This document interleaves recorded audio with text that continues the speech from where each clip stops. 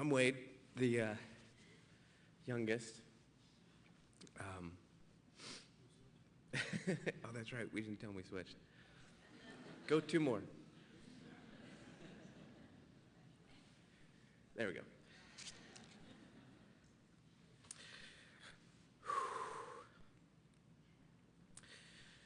As the youngest of three boys, it might have been easy for me to get brushed aside or forgotten about. As a matter of fact, when I was 12, my parents used to take us to a pizza parlor after church softball. And we would all go after with everyone else and eat pizza and drink Coke and enjoy each other.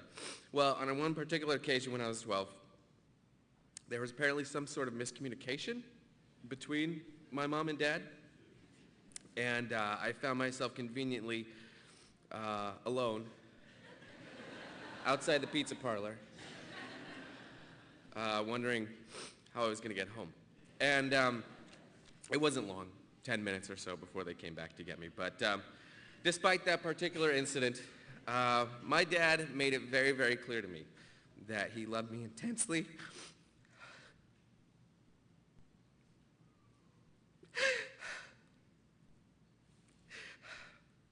And with great devotion.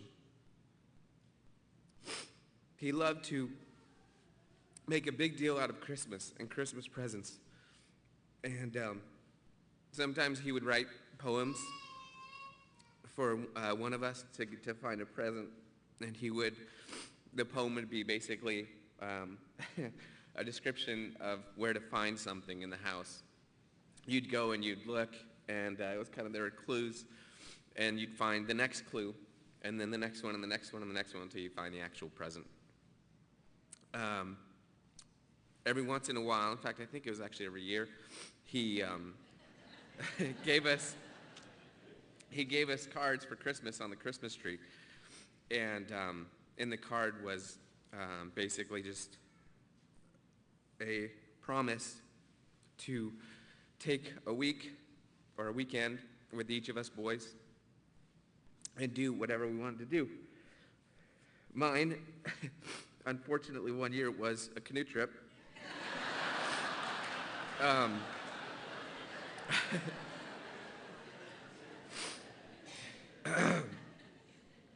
Which I actually thoroughly enjoyed. I did have fun. I feel for Chris, who I think to this day still has not gotten in a canoe.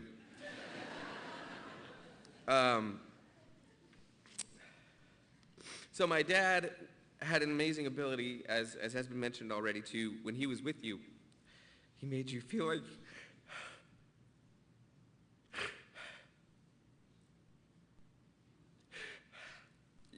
you were the only person that mattered in that moment.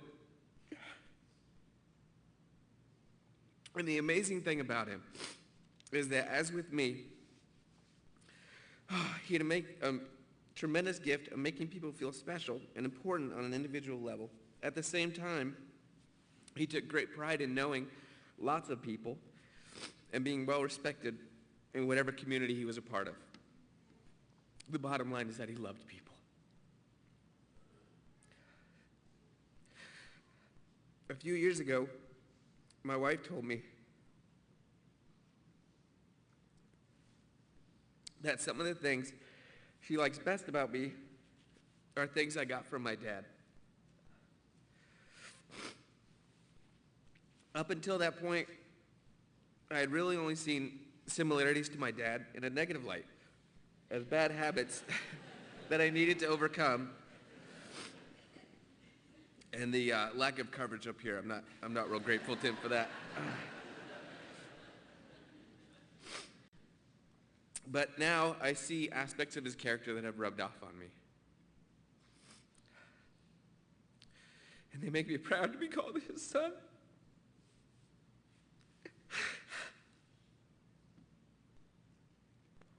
With that said, I truly hope I can learn to love others the way he did.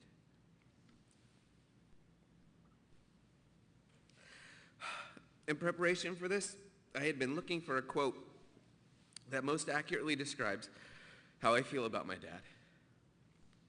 And I landed on a line, or a couple lines from a script of the movie The Shawshank Redemption. I should contextualize this a little bit. The movie, if you've ever seen it, is about a man who's unfairly sent to prison and who spends 30 years there and then breaks out at the end. And it's the story of how he breaks out in his relationship with this friend that he meets. I don't want you to think that my dad thought of his life as a prison.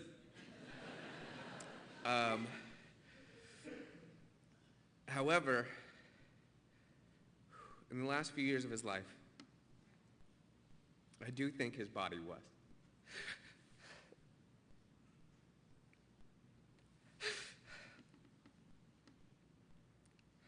His body limited his ability to do things that he loved or go places that he wanted to go. And that's, when you hear this quote, I want you to keep that in mind. I also, for any of you that have seen it, I personalized it a tad bit, so it's a bit different. I have to remind myself that some birds aren't meant to be caged.